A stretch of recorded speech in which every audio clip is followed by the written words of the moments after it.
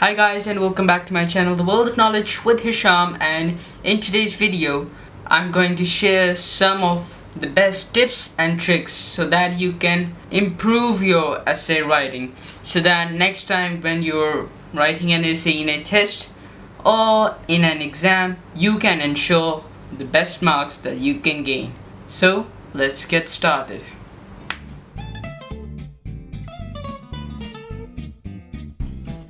Now you want to write a good essay so that you could impress the teachers that yes, you can write a pretty nice essay, and also to pass tests and exams. Those are necessary. So in today's video I am going to share some basic techniques that I use when I'm writing an essay, and it totally works 100%. So before we go to our video, do make sure that you subscribe, hit that like button. So before we move on to our basic tricks and tips and tricks, we need a topic.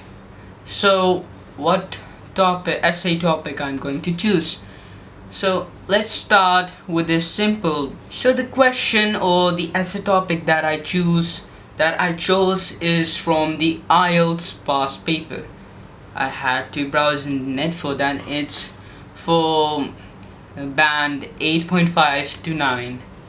So the question is that in the present era, children are found to have fewer responsibilities than it used to be in the past time. Some people believe that it is good, while others think it as opposite, meaning that they think it as no good and that they need. So as you might have noticed that I added some things up to it so that it might clarify the situation. Now before you write your essay, there are some things that you must keep in your mind. Now when you're writing an essay, make sure that you understand the question clearly. There have been certain cases in which you or some other person may not understand the question clearly and write something else. Well, not in this topic over here, but it may be in some other topics. So make sure that you are aware that which question comes at your paper. Now after understanding the question, the second technique that I use is to make subtopics. I actually do not write them in the essay, but these really help because you have to write at which place. And of course, making paragraphs.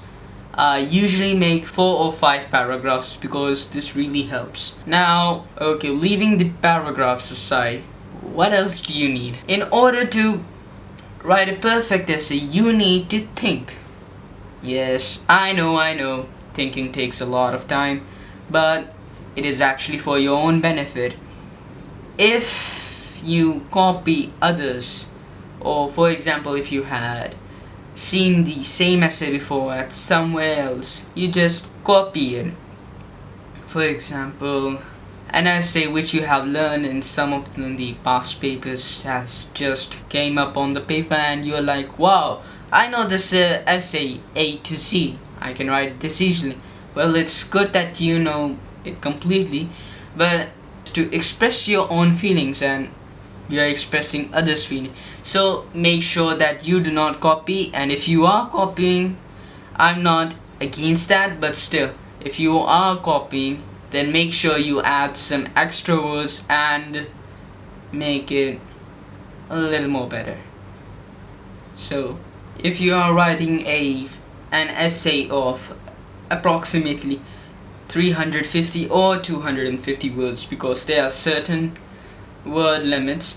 Now I'm discussing about every high school and university level, and IELTS and TOEFL and other kinds of institutions tests that you might have to give. If essay writing is important, if for example you're a foreigner, you want to go somewhere to study, you need to pass an IELTS test.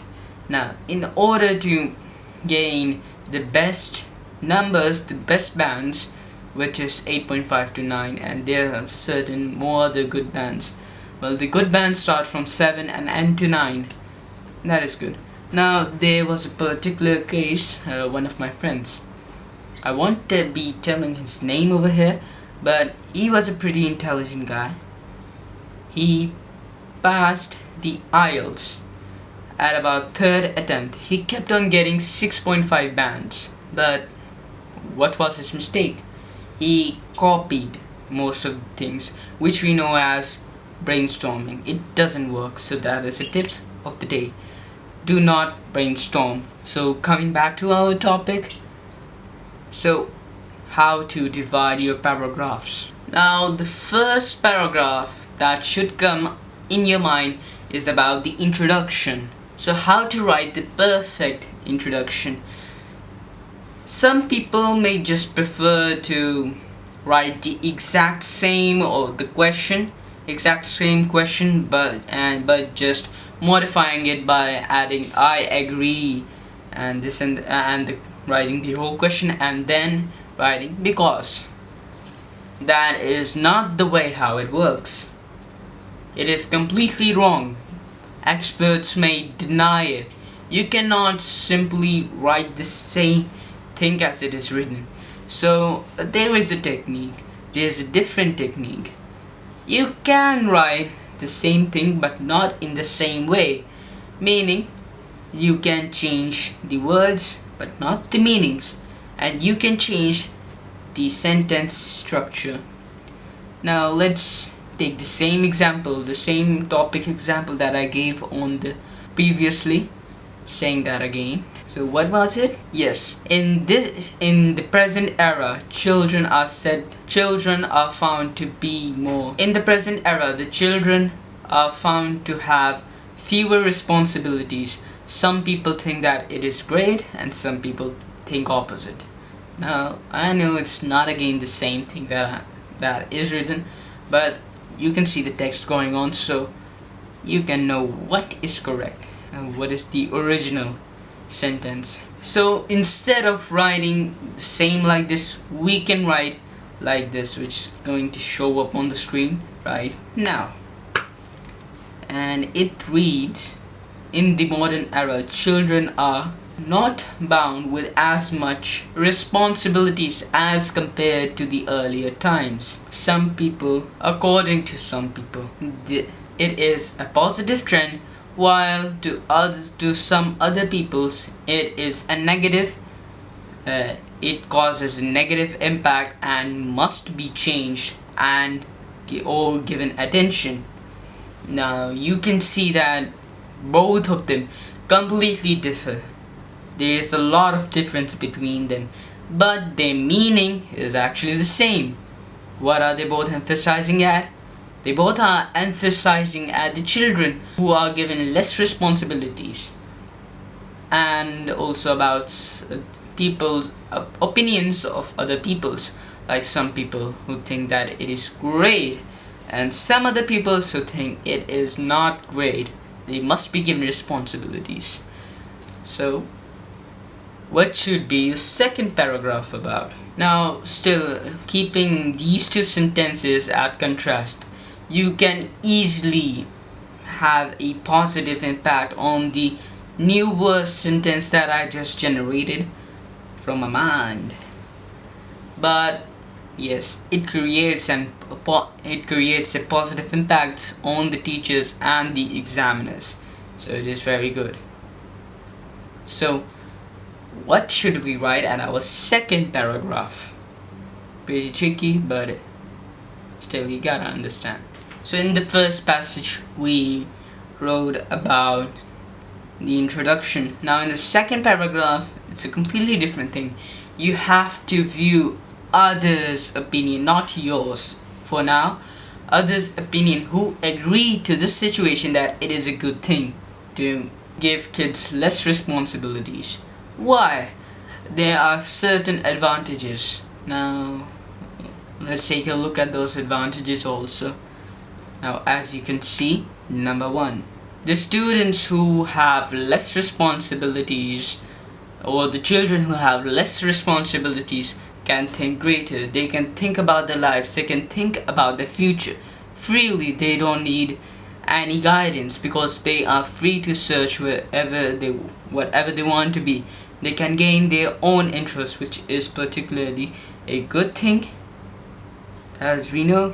And number two, the second greatest advantage of not having big responsibilities on children is that as they cannot have any burdens, they can be free from tension and can study properly on what they want to do, on what they want to concentrate. They can do it easily. No interruptions, just do it fluently. Now this is your second paragraph about, and if you're writing on a completely different topic, do not worry, I will give you the tips and tricks also for that. For the second paragraph, if you're writing, you gotta agree. Now the second is agree, and the third paragraph is disagree. As moving on to our third paragraph, as I said, disagree in others' point of view. You're not discussing about you right now. You gotta keep your opinion at the last. Now, why do some people think it as a bad thing to give children less responsibilities? And that is, we can also call this as disadvantages. So what are the disadvantages in this topic right now, that children given less responsibilities? The only disadvantage is that parents think that the children are not gaining enough matureness. They're not learning from the others, and they may get selfish or be pampered. Maybe selfish or pampered, and during their marriage age, which they call as, they will become insensitive to their old caring parents and give much importance to their wives and children. But actually it should be equal. They should be treated equally. So this is the disadvantage over here. And also that they can become immature. There are chances that they will become immature. But we all know that giving less responsibilities can actually help a person to make more decisions, because they can think deeply into that. For example, I'm given a task to do something. Oh, this was my opinion. So after the third paragraph of this topic, we will go to our conclusion. This is our opinion. Now, continuing my talk, for example, if I have to make a YouTube video, I have to first shoot from my camera.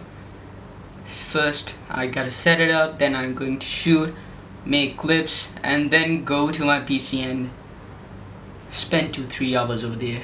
So if I keep getting up on, if there are interruptions between them, meaning I have been given much responsibilities. For example, go to the market, you have to do this, buy this, come back.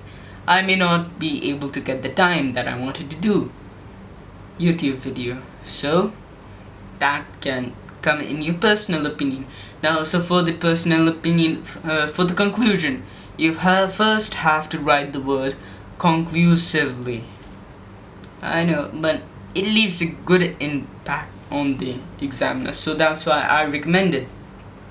Otherwise, no, then you gotta write your own opinion, and that could be anything. If you disagree that children are given lesser responsibilities, you have the right to disagree, and if you want to agree, you can agree. Nobody can stop you from seeing in your own perspective. What you see may be different, what others see might be different. And such thing also comes in thinking. What you think may not be the thing which others think. So if you have watched this video till the end, thank you very much. Make sure you subscribe, hit that like button, and if you want to, you can share. So bye bye.